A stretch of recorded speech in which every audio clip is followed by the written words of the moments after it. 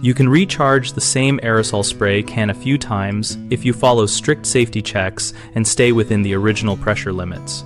Repeated recharging stresses the can body and valve, so first confirm the manufacturer's specified pressure rating stamped on the can or packaging and never exceed it when refilling. Use only compatible propellant and dispensing fluid to avoid chemical reactions that can weaken metal or seating seals. If unsure, do a small compatibility test in a controlled container first.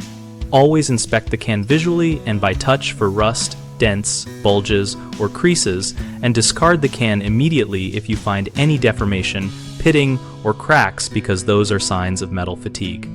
Check the valve stem for smooth operation and a clean seal. Replaceable valve assemblies are uncommon, so a leaking or sticky valve usually means retire the can. After refilling, keep cycles modest because each pressure cycle causes microscopic metal stress that accumulates. Limiting to several refill cycles is reasonable provided the can remains pristine and you stay well under the rated pressure. Store cans upright, in a cool, dry place away from heat sources and direct sunlight to prevent pressure increases that accelerate corrosion and metal weakening. Common mistakes include overpressurizing beyond the can rating, which can lead to rupture. Avoid this by using a regulated pump or gauge, and always aim for pressures below the stamped limit. Another issue is refilling cans with incompatible chemicals that corrode internal surfaces or foul the valve. Prevent this by verifying fluid compatibility and using dedicated, labeled refill setups.